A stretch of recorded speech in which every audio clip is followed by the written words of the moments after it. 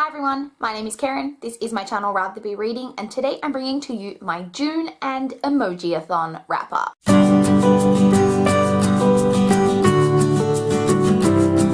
So as always, let's start off with my statistics for the month of June. I managed to read a total of 13 books, which is a little below par for me, but I was reading a lot of longer books this month. Of the 13 books, I read 12 novels and 1 novella. Again, of the 13 books, I read 8 books in physical copy, 2 books on ebook, and 3 books on audiobook. And as always, excluding audiobooks, I read 8 books that I own and 2 books from the library. So that is a really good statistic for me this month. I'm definitely getting through a few more of the books kind of off my own physical TBR list, which is really, really good. I read a total of 6,194 pages in the month of June, which averaged out to a total of 206 pages per day. So as I said, even though I only read 13 books this month, I did still keep my average above 200, which is kind of what I'm trying to do this year.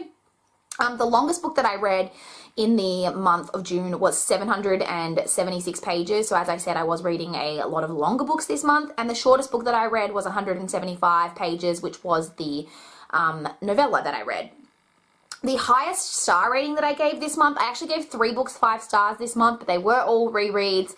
And aside from that, the highest star rating that I gave was a 4.25 star, and the lowest star rating that I gave was a 2 star. So my average star rating for the month was 3.69 stars, which isn't too bad. But I did also DNF a book this month, which I will be talking about kind of when we get to it.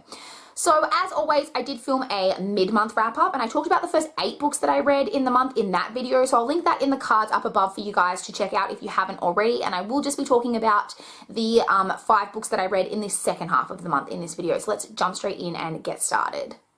The first book that I want to talk about is King's Cage by Victoria Aveyard. This is the 3rd book in the Red Queen series.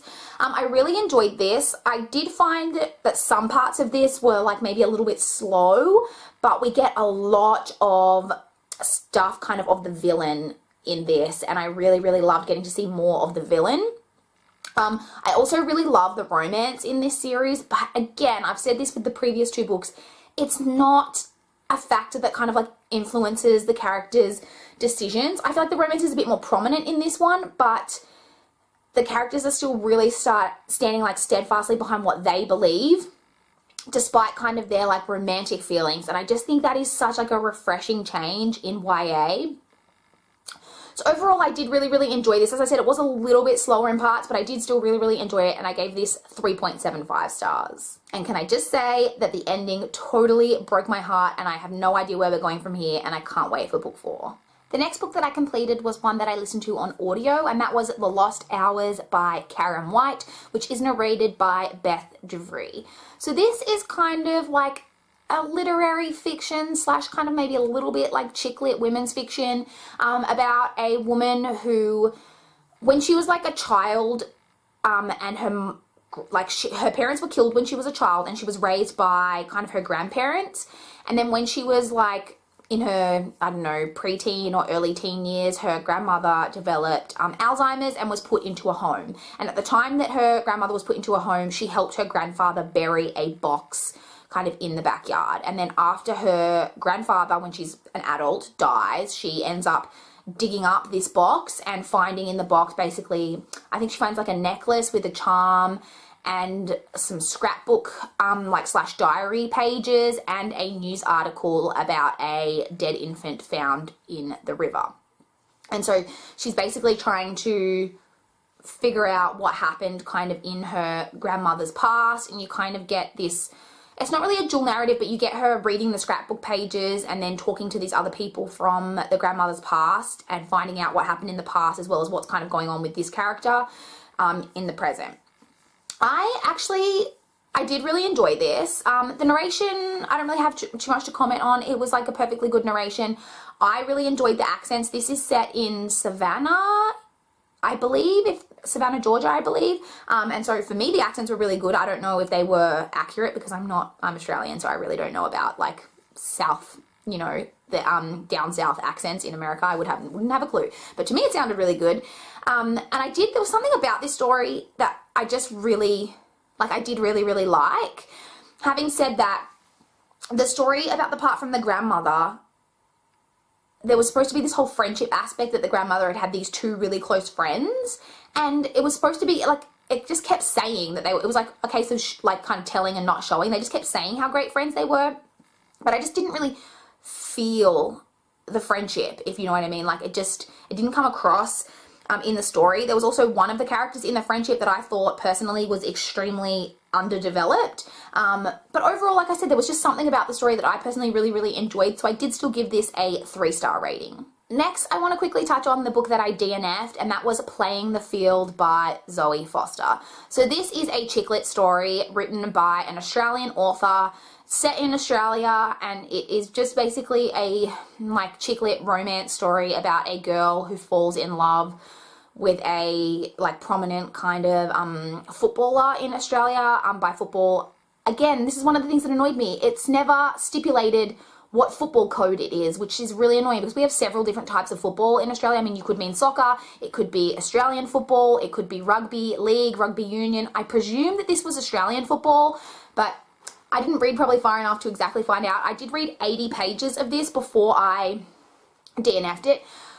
I just really, really didn't like this story. I didn't like the writing. There are texts between the main character and her sister. The texts were basically unreadable in parts, like particularly like the ones from the sister. She uses all this like text language that I was like, I know that I've just turned 29, but I still don't think that I'm like, that I can't read text speak. Like it was so annoying. There was a lot of girl on girl hate. We were only 80 pages in, and it was one of those situations where basically every time she saw a girl, you know, another attractive girl, she had to like, you know, bash on everything that she was wearing and doing and saying, and they were all, you know, it was just really annoying.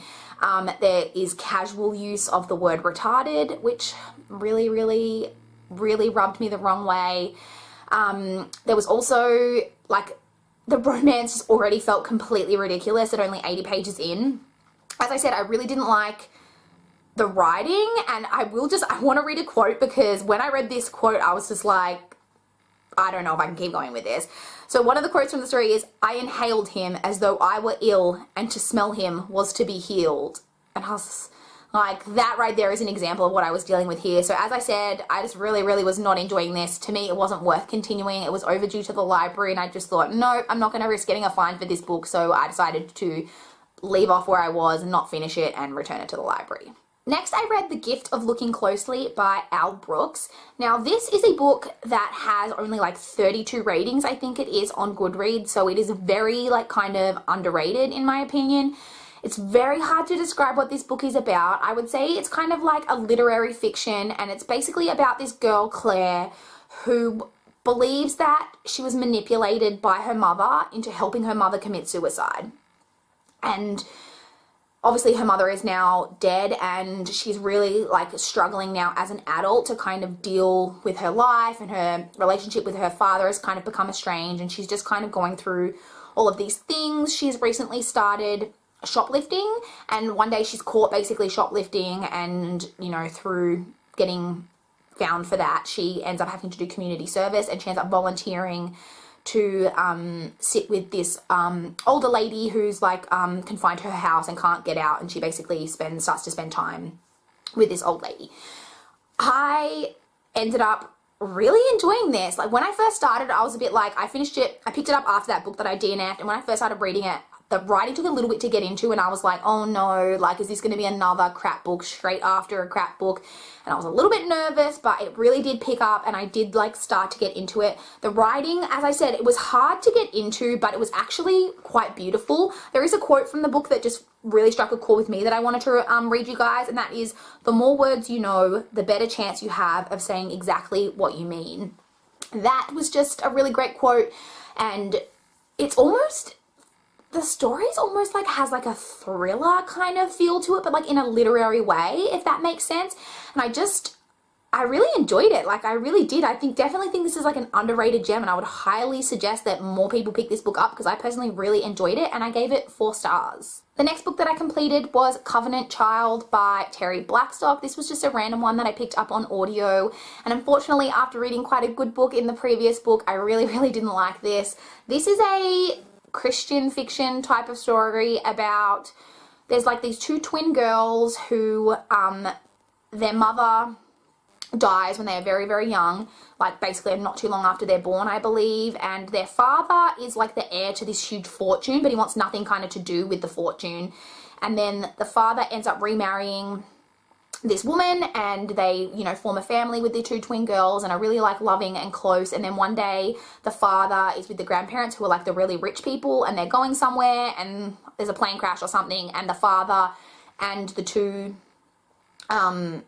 grandparents are both killed, and basically the stepmother ends up inheriting the entire fortune of that would have gone to her husband, and she loves these girls and these two twin girls, and she wants to raise them as her own. But the parents of the biological mother, who has previously already died, come into their lives and want to like take the girls away, and the story just kind of goes from there. I don't really know what to say about this. I really didn't like it. I found the Christian fiction aspects of it to be really preachy at some points, which just absolutely is not something that I enjoy. The main one of the twins, Cara, she is so stubborn, but like to the point of being dumb. I'm like, there's stubborn, and then there's like, okay, you're sticking with the decision that you've made, but like, it's just idiocy now. Like, it's ruining your life. Why are you still going with this decision? Like, it's just stupid. And she absolutely, I don't know if I've ever been as frustrated with a character as, like, I know I have, but like when I was reading this, I just wanted to like friggin' throttle her and just like knock some sense into her. It was very, very frustrating.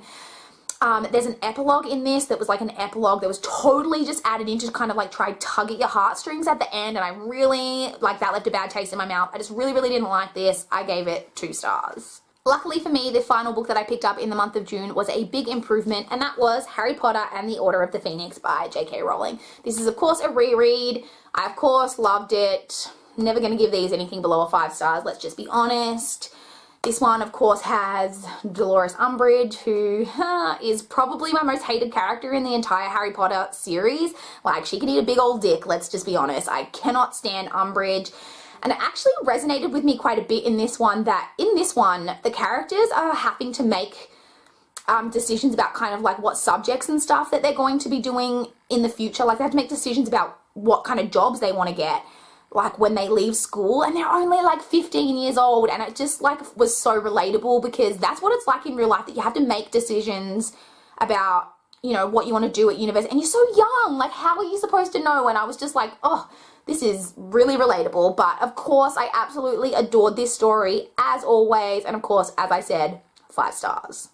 So I do just now want to touch on the Emojiathon. So Emojiathon is a readathon that was running throughout the entire month of June, and there was basically a whole list of emojis that had a particular challenge that went with them, and you were supposed to try pick out at least 4 and tick those off. You could do more than 4 or less than 4, but you're supposed to try and do 4. I managed to check off 8 challenges kind of without doubling up, which I was really, really happy with. So I will just touch on those quickly. So first off, we have the present emoji, which is to read a book that was gifted to you. And for that one, I actually did use Harry Potter and the Order of the Phoenix by J.K. Rowling. That is a book that I was given for, I don't know how old I would have been, 15 or 16, 17 even, for my birthday that year. I don't know how old I was, but I definitely remember that it came out around my birthday, and I got given that book for my birthday. Next, we have the red heart emoji, which is to read a romance or contemporary, and for that I chose The Lost Hours by Karen White, as that is a contemporary story. Next, we have the like kind of blush face emoji, and that is to read a book that makes you happy just thinking about it, and for that one I chose Harry Potter and the Goblet of Fire by J.K. Rowling. Next, we have the baby emoji, and that was to read a 2016/2017 release, and for that I chose King's Cage by Victoria Aveyard, as that book was published in 2016. Actually, it might have been published in early 2017. Anyway, it definitely falls into that category. Next, we have the kind of like gritting teeth emoji, which is to read a book that you've been anticipating, and for that I chose The Romeo Catches by Alice Arden. Next, we have the plain emoji, which is to read a book that is set in a different country than yours. For this, I literally could have picked any book that I read this month, because I live in Australia and I didn't read a single book set in Australia. So for this, I just used Echo Park by Michael Connolly. That's set in the US, in LA. Next, we have the hipster emoji, which is to read a book without any hype. And for that, I chose The Gift of Looking Closely by Al Brooks because, as I mentioned, that book only has like 32 ratings on Goodreads. And finally, I also checked off the puppy emoji, which is to read a book that features an animal or has an animal on the cover. And for that one, I chose Harry Potter and the Prisoner of Azkaban by J.K. Rowling because that one has a hippogriff on the cover and it features a hippogriff in it. It also has quite a prominent dog featured in it. There's werewolves, there's a whole bunch of creatures. I figured it works. So that was my reading month in the month of June. I would love to chat with you guys in the comments down below if you've read any of these books, if you have any thoughts, or if you guys participated in Emojiathon. I'd love to hear how you did. What was your favorite book that you read in June? I would love to know. My favorite book, apart from the rereads that I did, was definitely The Romeo Catchers by Alice Arden. I really, really loved that book. But I'd love to chat in the comments down below. Please like this video if you liked it. Please subscribe if you want to see more from my channel. But that's all I've got for this video today. Bye, guys.